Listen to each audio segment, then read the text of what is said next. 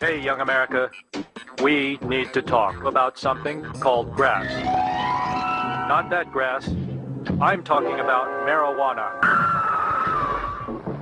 It's stimulating, mind-expanding, safer to use than alcohol.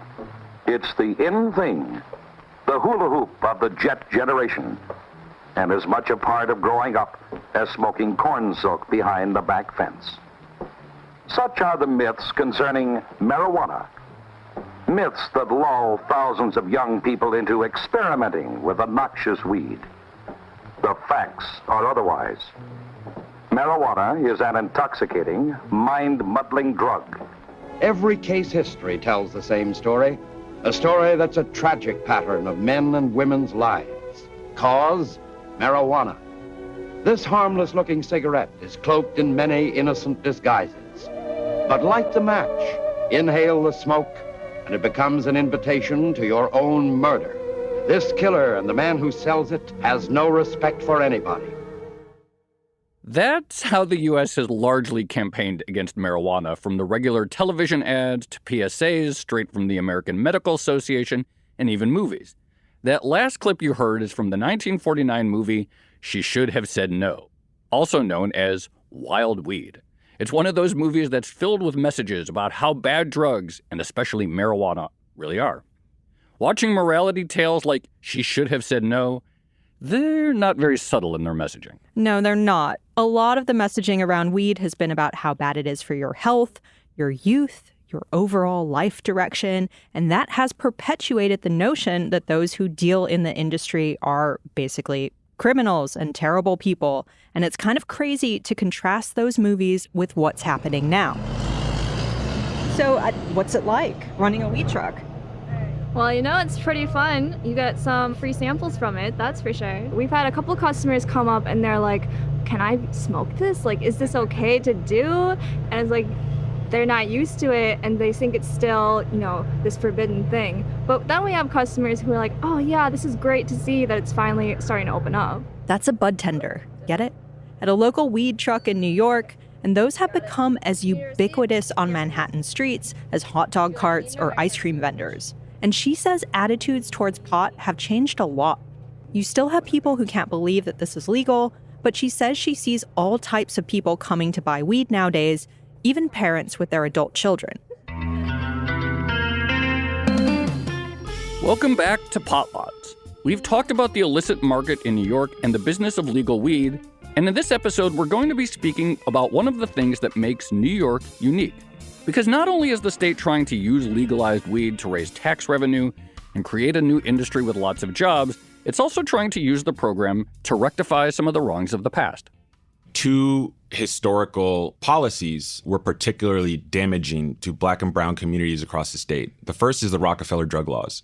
And Governor Rockefeller at the time, there was a big panic across the country about drugs and drug use. And, those drug laws really created these insanely harmful mandatory minimum sentences for minor possession and the sale of illicit drugs. And the second thing was stop and frisk. That's Damian Fagan. He probably has one of the most interesting government jobs in the world right now. He's Chief Equity Officer at New York's Office of Cannabis Management.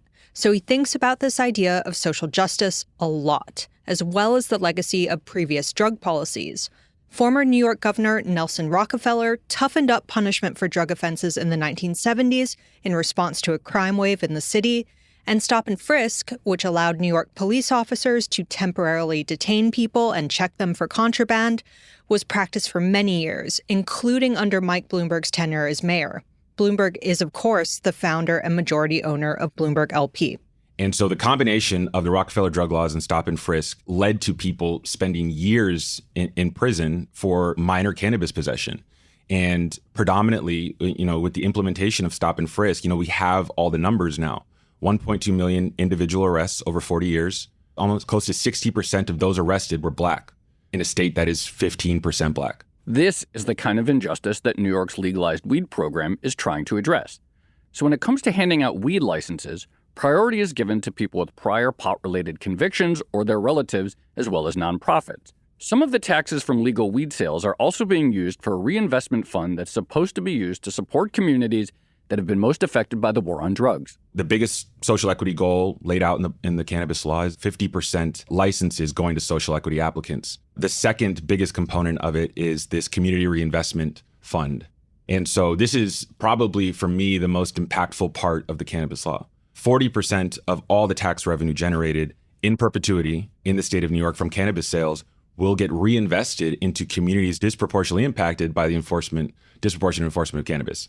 And so that looks like $300 million a year for, decades, every year being given out in grants for reentry services, nonprofits, park projects, schools in those communities, in places like East Brooklyn, South Bronx, East Buffalo. And that is where the impact is really going to be felt long term. That's going to create generational opportunity for a lot of these communities. And so those are the two pillars, the 50% licenses and the reinvestment. And so these were tools that were really weaponized against already marginalized communities for decades. And, when things like that happen in America and we look back and we're like, wow, I can't believe we did that. Oh, well, let's move forward. Like, we couldn't do that this time. Those people who were arrested, those people who, had to see their kids through a glass because they were smoking a plant outside of NYCHA housing, they're still here. Their kids are here. Their families are here. They're mad. And so it's often very easy and convenient for Americans to sort of just like, oh, it's really bad that we did that, but can't do anything about it now. But we absolutely can. This cannabis law isn't actually going to fix a lot of the structural issues and all the consequences of those policies, but it can definitely make life better for a lot of these communities. And it definitely can create a more exciting industry with a lot more participation from everyday New Yorkers. For New York, it means walking a fine line between nurturing this new legal industry and making sure it can succeed, and also avoiding going back to the injustices of the past by cracking down too harshly on the illicit sellers now. Damien's betting that some of this will happen naturally, that as the legal weed business matures, consumers will migrate towards the regulated shops and product. If you build the legal weed bodega, they will come. We're never going back to a place where people go behind bars for selling a plant. We're not doing that as a state. It's already re-traumatizing people, the minimal of enforcement tactics we're doing right now. But what we are going to do is we're going to look at the scale of the challenge of the illicit market very differently. So what we've seen in other states is that as you increase the legal footprint of your legal market and you give consumers safe, tested, affordable legal product on their corners, the illicit market fades into the background. At a certain point, these guys are going to look like they're selling bathtub bourbon outside of a liquor store, and consumers are just not going to go for it. They're not going to go for a store that, can't tell them where they got the product from and it's in a grocery bag, when there's a place right next door that's selling safe, tested product from a family farm that upstate.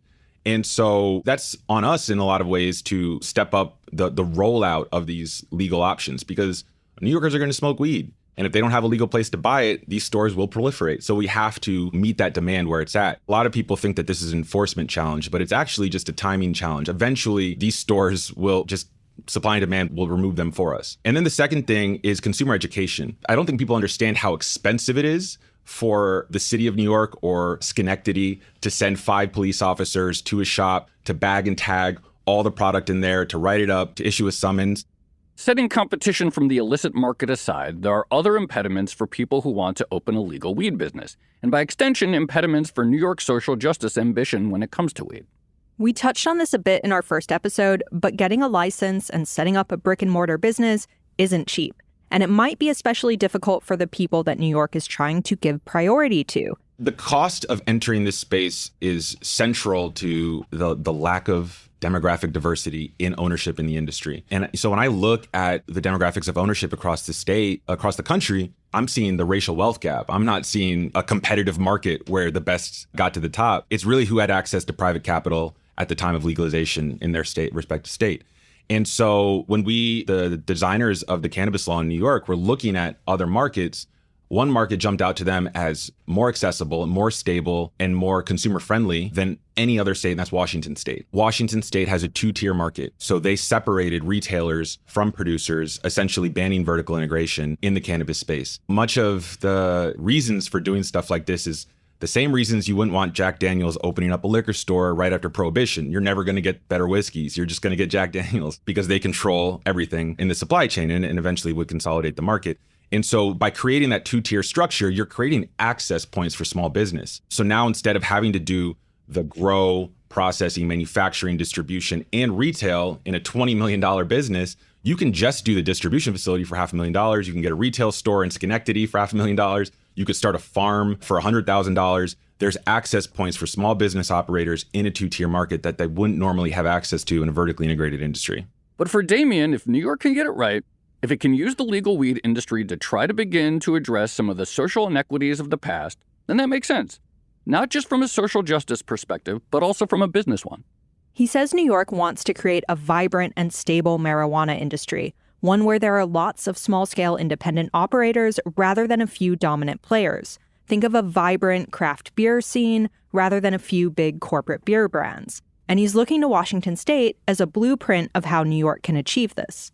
What we want the New York market to look like, I think that when people were drafting the MRTA and drafting our cannabis regulations and looking at Washington State, we were also looking at the economic data from what is now a legal market that's 8 years old in Washington.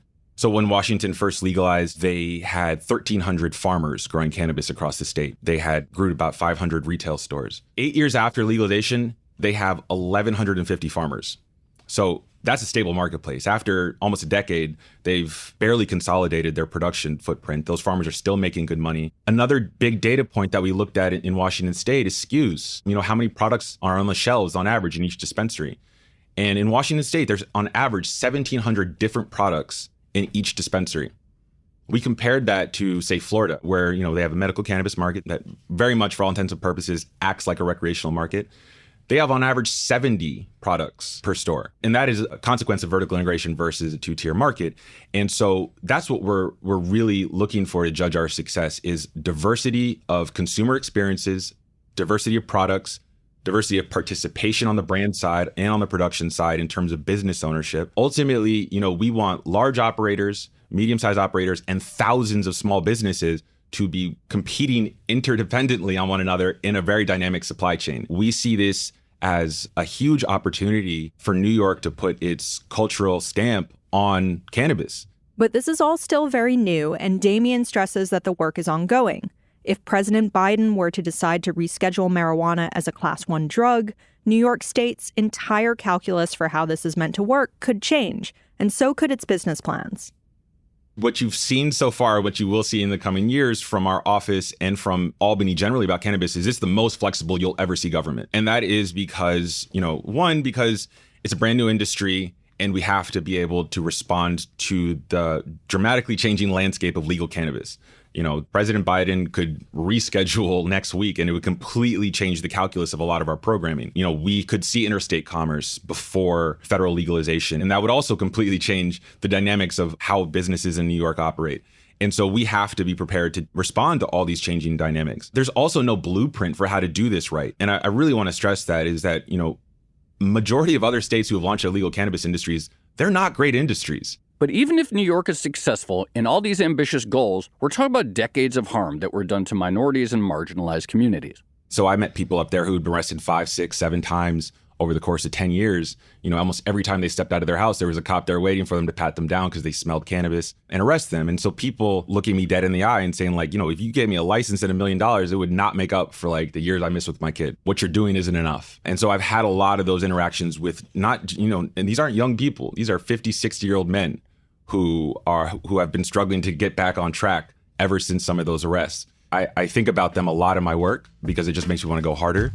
This is Cos Marte.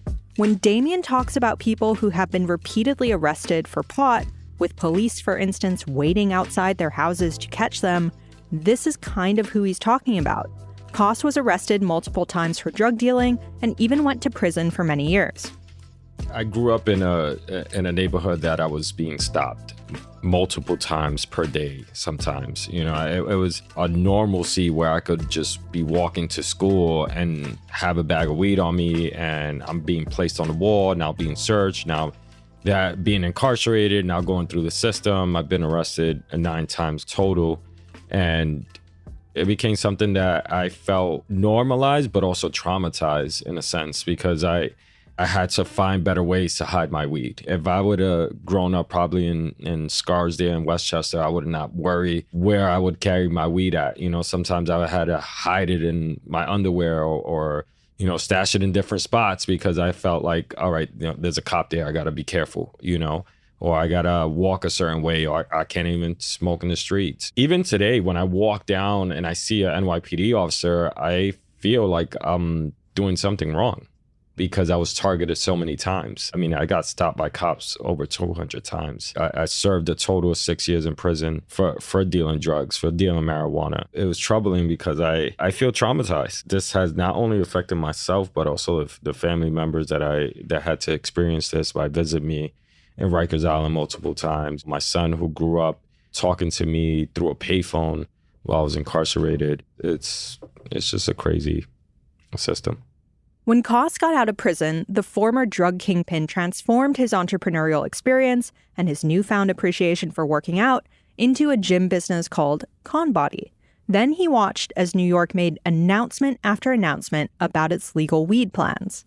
I went into prison for running a multi-million-dollar drug business. We had a delivery service generating about $5 million of revenue. I was profiting about $2 million myself between my partner and I back then. And I was sentenced to 7 years in prison. And what we did, we had a delivery service. We had dispatchers, we had runners, we had even texters, individuals that we had to hire so we could do personal text messages because we didn't have these touchscreen phones like today where we could send a text message right away. We had to literally hold on the number 2 to spell the letter A, and that took 3 seconds at a time. But that's why I went to prison. I believe we're in a great state right now. There's no other state that has given an opportunity and first dibs for formerly incarcerated individuals to be the first ones to market. We've seen this time and time again where we see other states make the decision very complicated for people that have been justice impacted to get involved with selling cannabis. And New York State is doing the reverse. They're allowing individuals that have been convicted, also have previously ran a business, be first in line and be first in line for a while. They're not letting anybody else get in the industry for a year after we get in it. So, I mean, I think it's a great opportunity for us to jump on board. I was very excited to get on board early. I've been talking about criminal justice reform, marijuana reform for a very long time. I had a particular friend that was asking me to work and run one of his dispensaries in the state of Massachusetts, but they were not allowing me to work there because of my criminal record and conviction for cannabis. And so it was like a catch-22. I'm an expert in the field, from my past experience. Why can't I do this? And they changed that in Massachusetts today. Now they have a social equity program over there. But back then, I'm talking about 5 years ago when they started first rolling this out, it was just deterring, and I started speaking on panels behind it, and I saw I wanted to get into this industry and advocate for people that have been justice impacted to be in there first. I thought it was really unfair for these big corporate, usually white men, to run the industry when they had no experience in it, and they're just looking to make a dollar. And this was a platform where we could be a voice for the formerly incarcerated, be a voice for individuals that been affected, whether it was being arrested or having a family member convicted for this and having them deal with the, I would say, collateral consequences.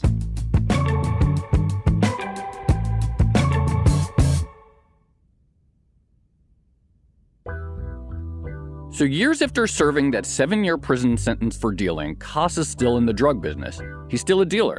The difference is, now it's legal and he has a business called ConBud and a team behind him. Meet the ConBud co-founders, Alfredo Anguera and Junior Martinez, and together they've applied for and received a New York City license. My name is Alfredo Anguera. I am an attorney. My background predominantly was in economic development, also assisted inmates on Rikers Island doing their pro se litigation motions. I did a variety of things, which ultimately led into me doing real estate and business. Currently, we own a couple of restaurants in the Bronx, and now one of the founding partners of ConBud, and hopefully we'll be opening up a dispensary very soon. My name is Junior Martinez. I come from the hospitality industry, multiple restaurants throughout New York City, Bronx, Manhattan, real estate background, and born and raised in Harlem. When New York rolled out and legalized marijuana and started rolling out the guidelines, initially it spoke right to us. And once they started dishing out guidelines on they're giving first option over to formerly convicted individuals of marijuana caused Alfredo and I were sitting in a room, and immediately we said, let's go for this. Let's join forces and apply for one of these licenses, and hopefully we could get it because our qualifications were exactly what the guidelines were written for. And so they teamed up with Cause. Cannabis is $1 billion industry. Stop, period, right? We all know this. So to get the opportunity as a business to get in on the ground floor on $1 billion industry is huge. That's the changing of generational wealth for individuals who were impacted the most, for the individuals and the families who suffered the most from the war on drugs. So getting the opportunity to get in on the ground floor on that is game-changing for everyone. New York State, the current state of the cannabis market in New York State has been a little bit topsy-turvy, and that's because they're going at it fast.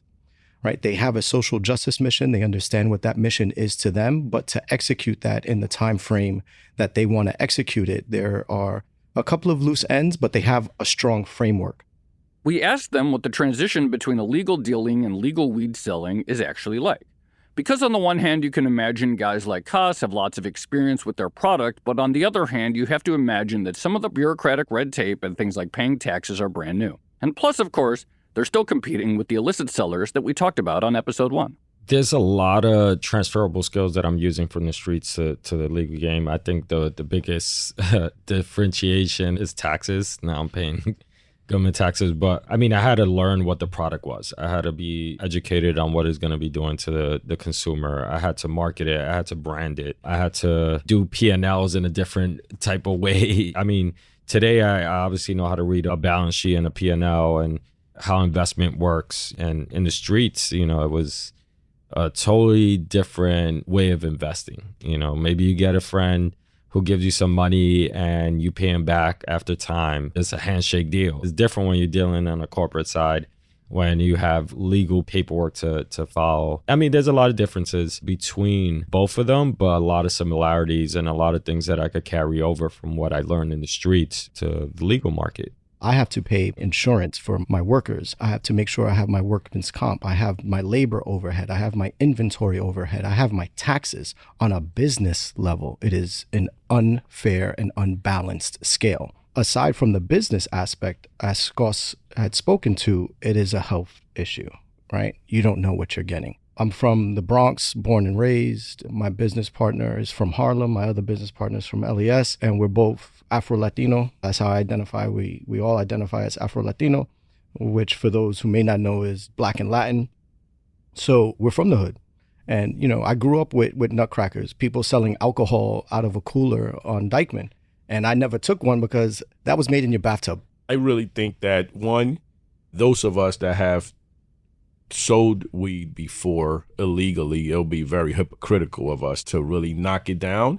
On the other side, if the state is coming in and giving you an opportunity to make money legitimate and giving you the resources there to transition from a legacy black market into a legitimate business, then it's very foolish of you to not take that route and be able to convert quickly and rapidly into a legal market where you could potentially build a multi-billion-dollar company. And that's the route that we have chosen.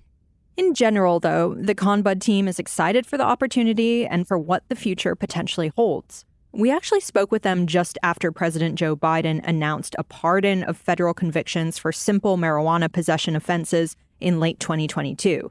It's a big deal for people like Koss. Criminal records for marijuana possession have led to needless barriers to employment, to housing, to educational opportunities. And that's before you address the racial disparities around who suffers the consequences. While white and black and brown people use marijuana at similar rates, black and brown people are arrested, prosecuted, and convicted at disproportionately higher rates. So today, I'm taking 3 steps to end this failed approach. First, I'm announcing a pardon for all prior federal offenses for the simple possession of marijuana. President Biden's pardon affects more than 6,500 people who were convicted for cannabis-related crimes between 1992 and 2021. What Biden has done, I think it's an incredible start. Still a lot of work to be done. He basically said he's going to release and pardon all the individuals that have minor offenses. No one in federal prison has minor offenses. If you went to the feds, you probably got caught with a lot of stuff, So first and foremost, I don't think anybody with any amount of marijuana should be sitting in federal prison.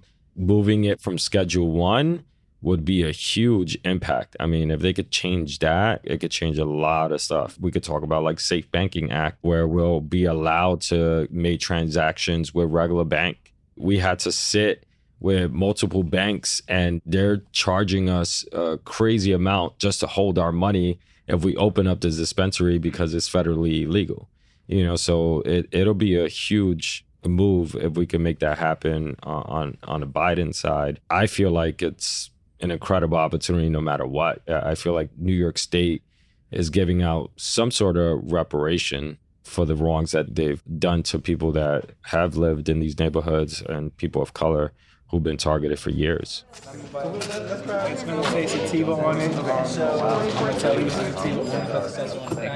And on Broadway in downtown New York, there's a glimpse of the future. There's a line of people snaking outside of Housing Works, a charity dedicated to helping people affected by HIV and homelessness. You might be asking yourself what the connection here is with weed, and the answer is destigmatizing drug use. It became the first legal recreational cannabis store to open its doors in December 2022 after getting a license from the state.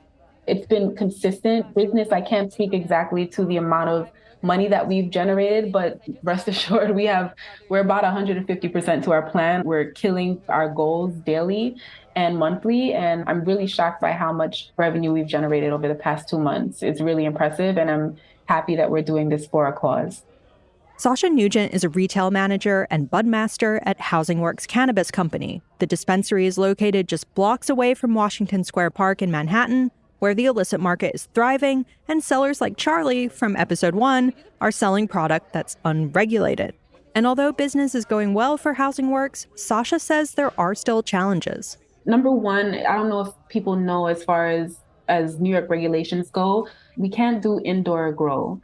And I think that many customers are looking for that indoor grown cannabis from like a market like Los Angeles or California rather. New York is all outdoor grown. So that's kind of like eating at some of our profit. We have people who are diehard cannabis consumers that they love the cannabis from California and it doesn't compare allegedly to the New York market. So that's kind of a challenge that we have. Also, like the price points, we don't have it in our power to drop the price as low as the gray market area does, but we can guarantee that you're getting quality flower that's been tested for mold and pesticides, and you don't have to worry about it being tainted with anything else. So there's an upside with us having those regulations in place, but the downside is that we don't have as vast as a menu as the gray market areas do. Not only has this dispensary seen competition from the legacy illicit market, but meeting their own customer demand has been difficult. There has been a struggle to meet demand, and that is due to there being, I think, only 6 labs that are open in New York State that are doing the testing. And so that becomes tricky when you have really large purchase orders to fulfill and the tests aren't coming back on time. So that is something that we've ran into several times, actually. And also another factor, like the weather. For example, we placed a purchase order for more edibles and more vape pens.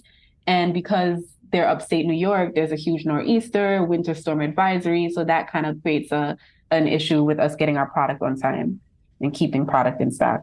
Sasha says she's experienced challenges with banking. Many of the weed trucks, like the one we were at earlier in this episode, use creative workarounds to be able to charge customers using payment systems like stating cookies or Chinese takeout on the receipt. Because cannabis is still a Schedule I substance, many banks just don't want to touch it.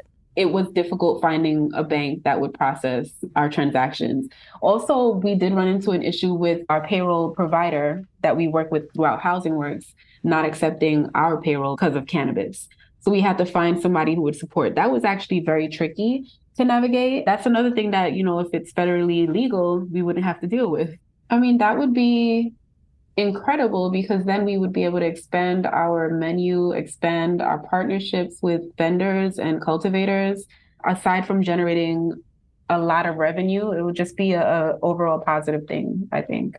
It may be that New Yorkers have to sacrifice California-grown weed in the name of both social justice and tax revenue. But for many, that may be a reasonable price to pay in return for a safe and regulated market.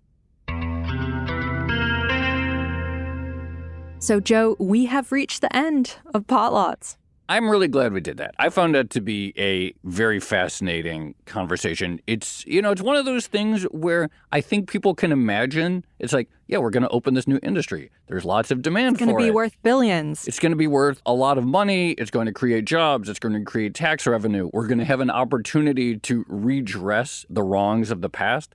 And I guess my big takeaway is that's way easier said than done. Absolutely. I also think there's an interesting tension here between some of these social equity ambitions that New York has stated and actually letting some of those smaller scale dealers out in the open. This is something that the weed seller we spoke to in Washington Square Park actually brought up, this idea that, hey, like if you're talking about true social justice, letting this guy who was in jail, who used to be in shelters, sell openly on the street and basically make a living, that's one way of doing it. Yeah, and then the other hand is if they're going to, I guess the way I'm thinking about it is they clearly want the sort of the new legal licensed dealers to succeed. And I think it's really important for the state and for the ambitions that they do succeed because, I mean, think about how perverse it would be to imagine you have people who have come out of marginalized communities, many have spent time in prison, then they go through this long process of trying to get a license, trying to get a place, significant legal costs, et cetera. It's pretty important for the state to just put them in an opportunity to succeed so that they're not further falling back or not further massive personal cost they're facing. My other big takeaway, probably the biggest takeaway from talking to everyone here, is that this is still all developing out in the open. And tomorrow we could wake up and maybe there is that big change on a federal level, which immediately changes everything. To my mind, that's still the huge sort of market structure game changer. And I think back to some of the things we talked about with Craig Wiggins and some of the investors, we're nowhere close to having a Coca-Cola of cannabis, for better or worse, because every state is basically has to be within state and there's no national brands and all kinds of issues that arise with payments, cross-state imports and exports. There's still the whole challenge of the fact that the unlicensed shops have access to California product that the licensed don't. All kinds of very interesting, tricky market structure issues. And the lack of federal legalization still just seems like this huge problem, even if in a scenario in which all 50 states eventually legalized it. Absolutely. Well, on that note, shall we leave it there? Let's leave it there. Potlots is a special limited-run miniseries presented to you by Odd Lots. I'm your host, Tracy Alloway. You can follow me on Twitter at Tracy Alloway. And I'm your other host, Joe Weisenthal. Follow me on Twitter at The Stalwart. And for more Bloomberg coverage of the legal marijuana industry, you should check out The Dose, Tiffany Carey's weekly newsletter about the business of cannabis and psychedelics. Subscribe at Bloomberg.com. Potlots is written and reported by me, Tracy Alloway, Carmen Rodriguez, and Joe Weisenthal. And it was produced by Carmen. She is found on Twitter at Carmen Arman. Our associate producers are Dashiell Bennett. You can follow him at Dashbot, and Moses Adnam. The awesome intro and soundscaping was engineered by Blake Maples. Special thanks to Sage Bauman, our head of podcasts, Gilda DeCarli, Jacqueline Kessler, Carly Snyder, and Molly Nugent. Thanks for listening.